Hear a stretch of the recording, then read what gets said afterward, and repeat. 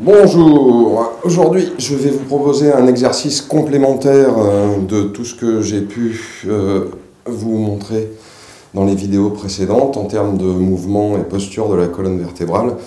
Ça fait partie des deux exercices fondamentaux qui viennent compléter les informations que je vous ai données par ailleurs.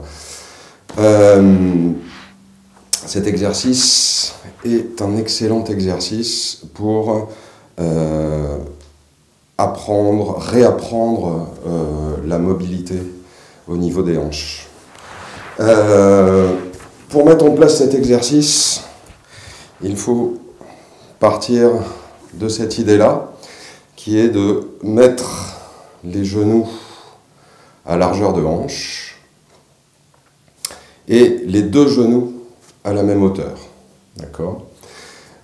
Cet exercice n'a absolument rien à voir avec la position en tailleur ou la position, voilà, ce n'est pas cette position-là.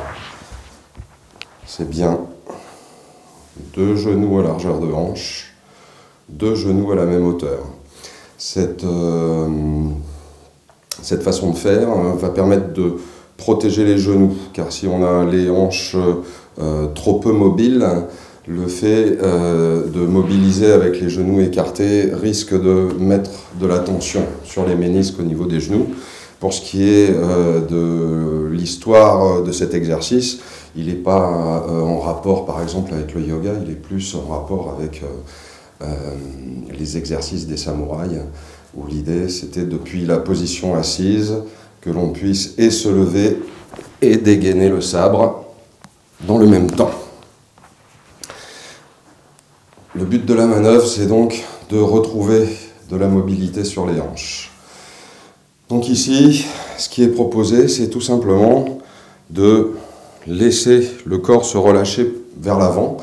Et pour ce faire, on va réutiliser ce qu'on a déjà vu dans les vidéos précédentes, c'est-à-dire l'idée, c'est que la mobilisation des hanches va se faire à partir de la mobilité de la colonne vertébrale.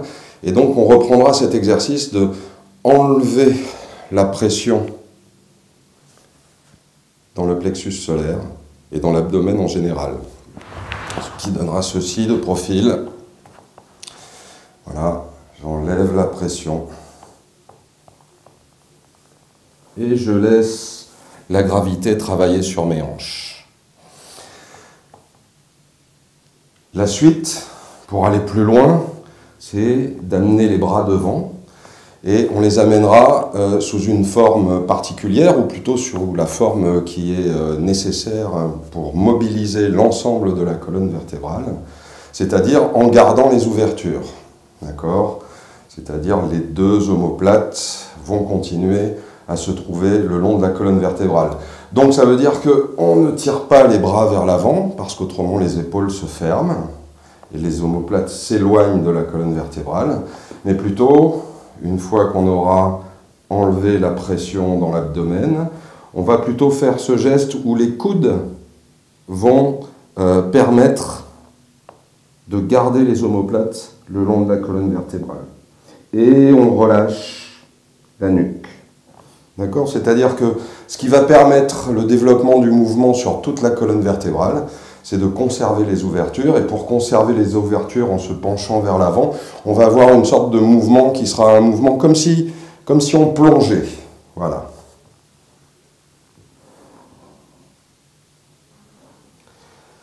Vous allez sentir que plus votre colonne vertébrale va être libre, plus vous allez pouvoir mettre du mouvement sur l'ensemble de la colonne. Maintenant, pour les personnes qui n'arriveraient pas à tenir à cette position et qui se retrouveraient à devoir tenir de cette façon-là, comme c'est souvent le cas, ce qu'il faut se dire, c'est que c'est l'ouverture qui est importante. Donc, si jamais vous vous sentez tirer en arrière, au lieu de tirer avec votre tête pour rester en position assise, vous allez tout simplement vous aider de vos mains pour conserver l'ouverture. Et vous allez, avec l'ouverture qui reste sur les épaules, venir pousser tout doucement votre buste vers l'avant Et vous le faites étape par étape. Ne forcez pas. L'ouverture est importante. Quand vous vous sentez bloqué, vous vous arrêtez, vous vous relâchez en respirant. Reprenez les exercices de respiration tels qu'on les a vus plus haut, c'est-à-dire avec de l'action sur le périnée, ce qui va permettre petit à petit de libérer les muscles au niveau des hanches. Et si vous conservez cette ouverture, vous verrez que cet exercice progressera très vite. Une fois que vous serez arrivé à la verticale et que vous pourrez garder votre ouverture, alors vous pourrez vous aventurer ici devant, en n'oubliant pas toujours de relâcher votre abdomen et de sentir que votre plexus solaire rentre à l'intérieur de votre abdomen.